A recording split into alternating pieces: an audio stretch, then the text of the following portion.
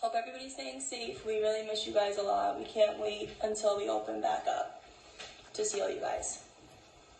Alright, we have some followers, so we can get started now. So the first thing I'm going to do is I'm going to show you a little kind of mini lesson about different colors, using things around the house to work on WH questions, to work on vocabulary, expressive and receptive language. You can do follow your directions. You can do a whole bunch of stuff, honestly, right from the objects that you have in your house. So what I did is I printed out these little adaptive books. If you don't have access to a printer, you can just make colored circles on paper. Just take crayons, color in all different ones. So we got red, I did all the basic colors, green, blue, white, pink, purple, and yellow. From there, what I did is I went around and collected things in my house that correspond to these different colors. So I took a purple marker, a blue block, a red card, a yellow car, a green ball, a pink stuffed animal, and a white shoe. So clearly, I wasn't able to go back to my classroom to get any of my materials, so I'm working with the bare minimum of what's in my house right now. So what we're going to do first is we have each of our mats. I know you can't really see the table, but I have all of the mats laid out. So if you were working with your child at home, you don't need to have all of them out at once. You could do 2 or 3 at a time, depending on, what level they're at. If they're good with colors, you can give them more choices. If they're not so great with their colors yet, just start with 2 or 3, and it'll be fine. So we'll start with just blue and green. We'll take away the other ones. So what you would do in a way to work on colors and vocabulary is you would give them 3 objects. So you're going to put the ball, the stuffed animal, and the car, okay? So you have green, pink, and yellow, and your 2 choices are green and blue. So you're going to say, show me which one is green. Your child picks up the green ball, you match it to the green mat, and then you take the other ones away. It's always good to give a lot of verbal praise, give very specific praise as to what they're doing. Good job finding green, you found the green ball. If you're working on colors, emphasize using the colors in your feedback. So you would go through each one. You could do the same thing with the blue. Give them, 3 different things. Mix up the field. Show me blue. If they happen to pick up yellow, let's say, ooh, look at the rain. The rain is blue. Let's find the one that matches. Then they pick up the blue block, match it there, and you got another one. Other things that we can do with those, so that's basically just working on matching picture to object. When you're done and they're pretty proficient with that, they're able to do that, you can give them just the objects without the picture mats. So you have your 3 objects. If it's 3 is too overwhelming, cut it down to 2. You say, show me which one is green, and they pick up the green ball. From there, you can talk about the ball. What do we do with the ball? We throw the ball, we catch the ball, anything like that. All those different WH questions that you can go into. And then you work on, instead of matching picture to object, you work on just matching the object to the verbal prompt of the color. So that's another little part of what we do in speech. If your child is past that level, so your child knows his or her colors, he knows the vocabulary, he can do like this with his eyes closed, you can work on different WH questions. So you have 3 objects here. This guy doesn't want to stand up. This is my grandma's. So you got 3 objects here. You could say, which one do you drive? And see if they can pick out the car. Or you could say, you can go a little bit more in depth. Here's a block. What do we do with the block? Do we build with the block? Have them tell you. After that, with the WH questions, you can go further. You could say, which one is an animal? Here's an animal. What animal is it? He's an owl. You could do a whole different thing about where owls live. What sound does the owl make? You could do different body parts with the stuffed animal. You can talk about how the owls fly. You can talk about then other animals that fly. Work on categories. Putting different things together. After that, it's pretty much it for like colors. There's not really a whole lot more you could do with them. But that was just a way of showing you that if you don't have the objects in your house, and you don't have like teacher materials, you don't have these extensive books that the teachers have that they send home. You have plenty of stuff in your house. If you don't have this cool little owl, you can use any stuffed animal. You can get a rabbit, you can get a teddy bear, anything like that. You don't have to use a block. You can go get a blue cup if you have it. If you don't have a toy car, you can use something that's yellow. Also, if the weather ever decides to get nicer, you can go on a walk and do this activity outside. So that's what I sent home to my kids at school, was to do, like I said, if the weather ever gets nicer, stay socially distant, stay 6 feet away from everybody, and go on a nature walk. Take your color mats or the colors that you made and go outside and find things that correspond to the different colors. So you can go out and look at the trees. They have green leaves. You can look at the sky. The sky is blue. You could find somebody with a nice garden who has a purple flower. You can go find a red leaf or a red flower. Anything outside. Don't bring those things home though, because they're probably contaminated. Just take pictures of them or something. Moving on, we're going to do a different lesson. A lot of people tend to have a Mr. Potato Head at home. I have one in my car. That's literally the only thing I got from my school, is because I take my Mr. Potato Head back and forth between school and the office. With Mr. Potato Head, we work on mostly body parts and following directions. So first, I only use the very basic parts. I don't go into the glasses or the hat or anything when we're doing body parts. So it's just feet, eyes, ears, hands, nose, mouth. Where's my mouth? Mouth.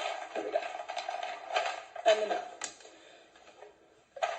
Again, you want to start with just a field of 2 or 3, unless, again, your child is really proficient with body parts, they've been doing this in school, so he or she knows them, then you can give them the whole thing, and you could work on doing different, you could work on the 5 senses.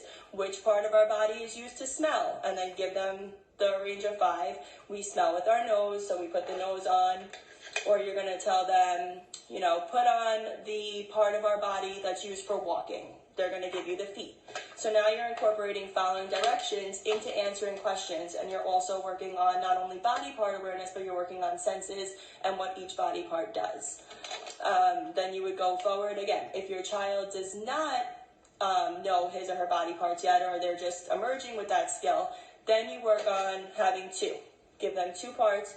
Show me the eyes, and then they pick from either one. If they get it correct, great. Have them put the eyes on. Again, give them very specific praise that, you know, good job putting on eyes. You found the eyes. Eyes are to see. Everything like that. Then you do it again. Same thing. Show me the hands. And you get the hand, they put it on. So, you know, putting it on and picking up the toys and picking up each piece really helps give, like, the mind and the brain the connection that it needs to remember each body part. Then you just go on, you could put on the mouth, his other hand, and his ears. If you don't have a Mr. Potato Head at home, there's no reason why you can't use your own body. So you can do a song like Head, Shoulders, Knees, and Toes. You can do the One Little Finger song. If you put it on YouTube, you could follow along with it. That goes through all the body parts. There's a ton of books, even if you don't have any in your home. If you have access to a computer, you can Google body part books. They do it on YouTube. They read it. They go over it. A good thing to do if you are using the tablet or computer option is to pause at each body part. Pause the video. Look at the eyes on the screen. Have your child point to his eyes. Point to your eyes. Everything like that. That's going to really, you know, sink it at home. Because when they're watching on the computer, the joint attention isn't always there. They could be distracted. They can be just, you know, fixated on the computer. They're not going to make that connection that, oh, that boy on the computer has eyes. I have eyes too. Mommy has eyes. Daddy has eyes. Everything like that. So you want to make sure that you always incorporate having them actually move their hands to each body part. I'm trying to think of some other good books for body parts, but it's kind of, if you have the game, there's another game, it's called Howie's Owies, where you have Band-Aids. So that's another game. If you can get your hands on that, or you happen to know somebody who has it, that's great for doing body parts, because you can put all the Band-Aids on it. You can also do that right at home with yourselves. You can use stickers, you can use Band-Aids if you want to go through them like that. Anything like that. You could say, you know, put a sticker on mommy's nose, put a sticker on your nose, anything like that. Even if you don't have stickers, whatever you have at home, just everybody's making do with what they have. As far as other home activities to do, I encourage a lot of reading.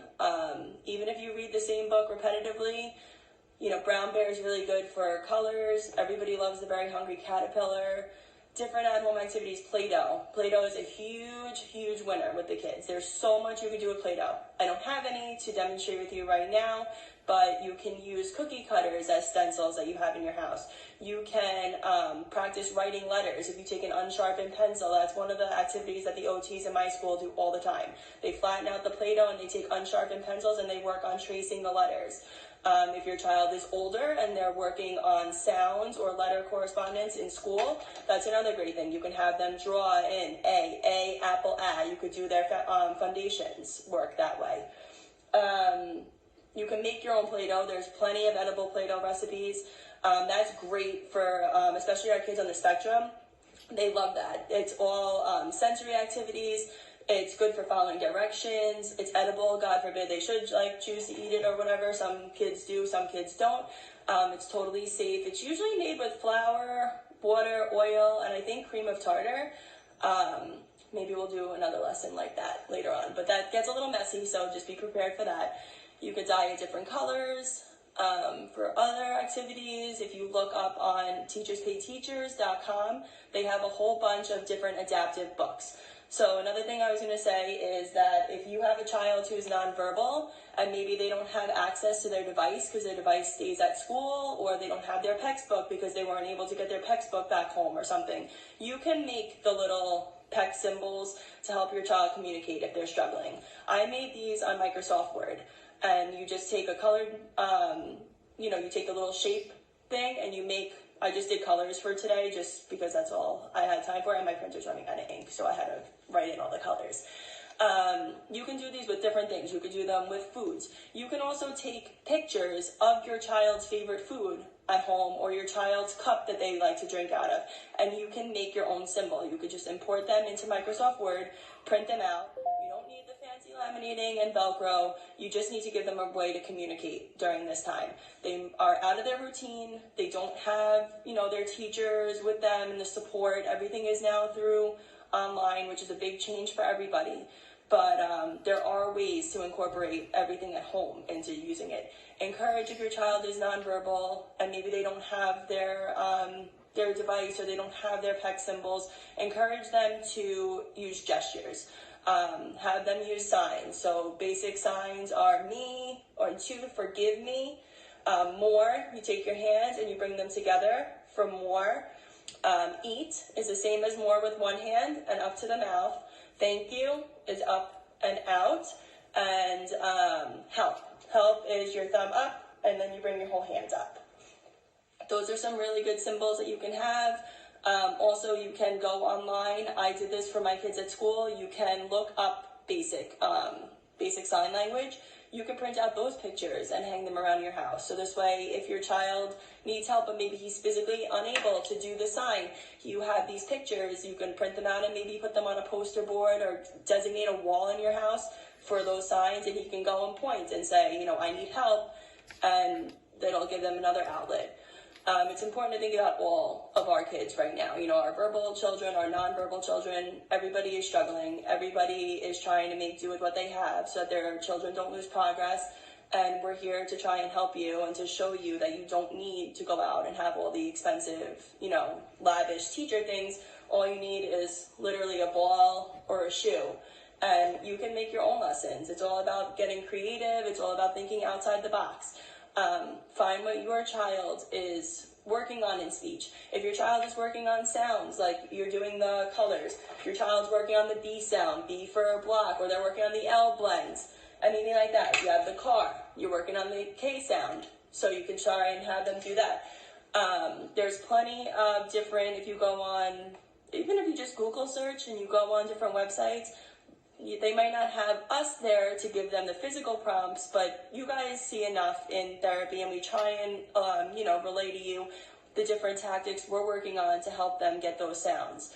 But there's really everything that we do in speech can be done at home. So we wanted to send this video out to you guys, so this way you can see that it's just very basic materials. Like I said, you don't have a potato head, but you do have a body, so you can use your own body. Get the stickers out. It's a matter of getting creative.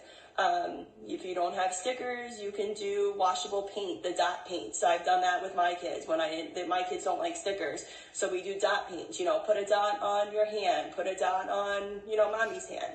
There's a bunch of different